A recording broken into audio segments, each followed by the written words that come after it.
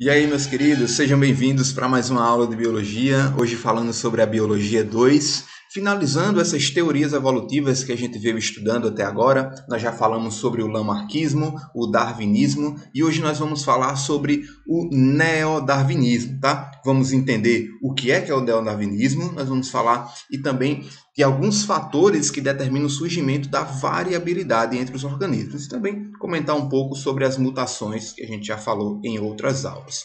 Vejam, quando a gente falou do darwinismo, por exemplo, a gente viu que Darwin propôs que os animais, os seres vivos de maneira geral, eles sofriam mudanças ao longo da sua vida e essas mudanças poderiam gerar novas características, as quais podiam ser adaptativas ou não, ou seja, que permitiam que o organismo sobrevivesse mais e pudesse se reproduzir mais. Essas características eram selecionadas pelo meio, né, o que a gente chamou de seleção natural, e aí elas tendiam a se perpetuar, a permanecer na natureza. Com o neodarwinismo, esse novo darwinismo, ou também chamado de teoria sintética da evolução, novos cientistas trouxeram algumas informações que na época de Darwin não se conhecia, como por exemplo as leis de Mendel, aqueles fatores de herança, né? Aquelas informações sobre a estrutura do DNA, a informação genética, as características geradas do nosso corpo a partir da síntese de proteína por meio daquele código genético. Na época de Darwin não se conhecia isso, porque era meio que século XIX, isso só foi agora mais no século XX, beleza? Então, essas leis de Mendel, juntamente com o entendimento da variabilidade genética, a recombinação de genes entre eles e o surgimento de novas espécies, né, devido a essas condições, é tudo agrupado dentro dessa teoria sintética da evolução, ou neodarwinismo. Aquela variabilidade que Darwin propunha, agora se sabe que é resultado de mutações genéticas, tanto nos genes quanto nos cromossomos, e também resultante da recombinação gênica. E a seleção natural ela vai justamente selecionar aquelas características mais adaptativas, mais vantajosas e assim condicionando o indivíduo a se adaptar no meio, beleza? Então, como nós falamos, essas duas características, mutação e recombinação gênica, são as principais que vão gerar uma melhor adaptação e o surgimento de novas espécies. Então, por exemplo, as mutações. Nós já comentamos sobre mutações na aula lá em Biologia 1, sobre as mutações cromossomiais, por exemplo, que a gente sabe que pode ser numérica ou estrutural.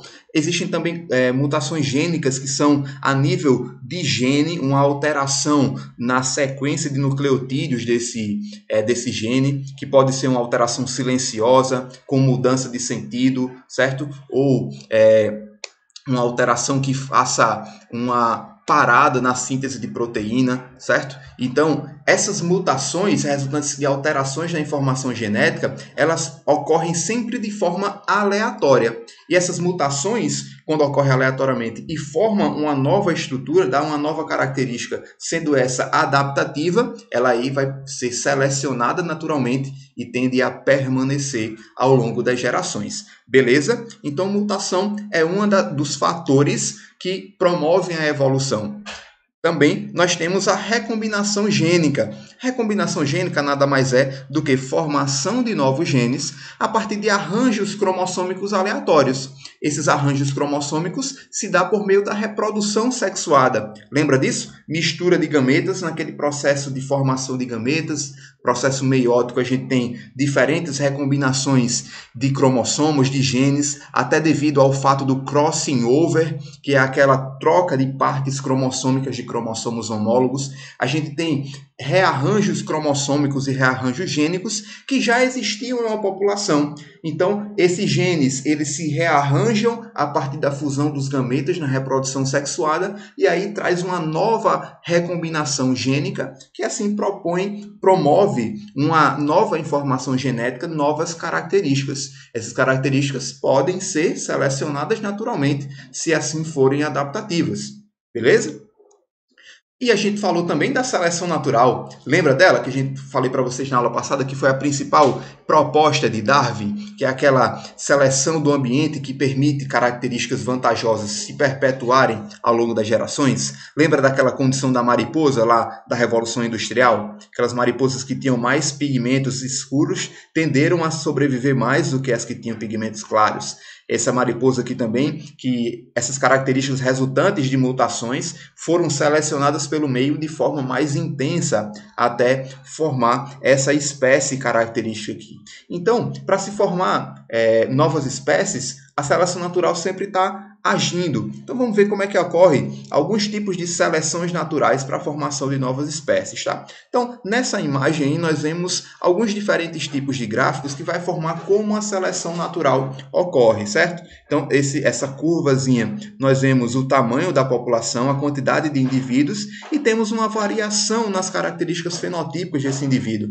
Isso aqui lembra para você herança quantitativa que a gente viu lá nos assuntos anteriores, não é assim?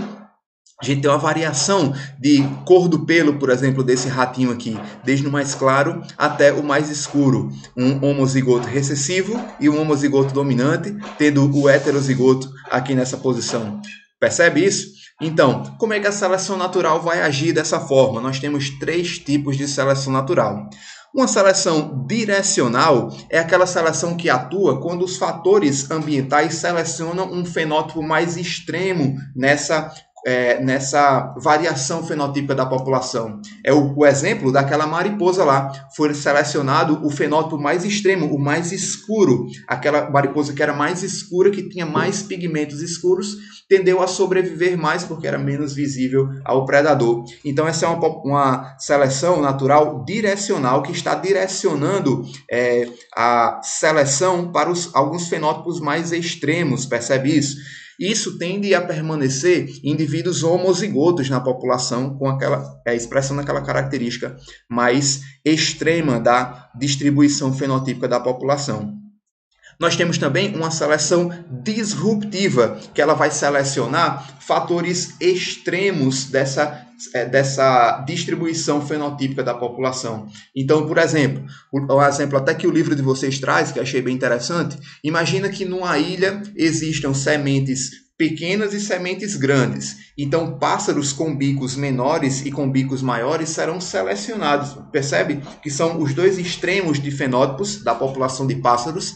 Aqueles pássaros com um fenótipo intermediário, o heterozigoto, ele vai ter um bico médio, então ele não vai se especializar nem em uma semente nem em outra.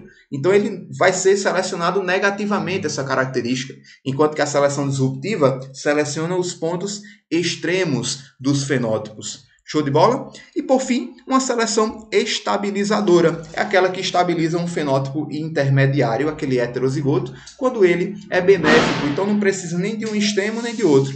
Aquela condição heterozigota intermediária é a condição mais adaptativa à condição ambiental.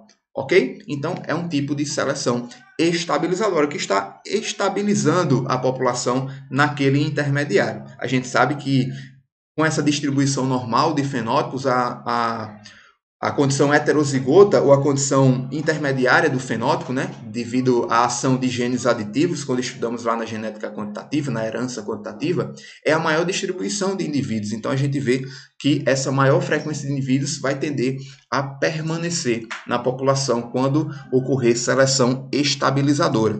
Tranquilo? Então, gente, finalizando aqui nosso capítulo, queria trazer para vocês esse conceito de eugenia. Não sei se vocês já ouviram falar sobre isso, mas muitos autores chamam a eugenia de um racismo científico. Esse racismo, de certa forma, ele é benéfico porque a gente pode atuar nesse racismo, por exemplo, no cultivo de plantas, em selecionar plantas com melhores características e fazer com que elas perpetuem nas populações posteriores. Mas quando a gente traz isso, por exemplo, para o ser humano, será que esse racismo ele é benéfico? Essa eugenia ela foi aplicada, por exemplo, ao longo do século XX, sendo bem visível para nós, assim, bem lembrado, no caso do nazismo, né, que Hitler tinha muito essa cultura de selecionar os melhores seres humanos segundo os seus conceitos.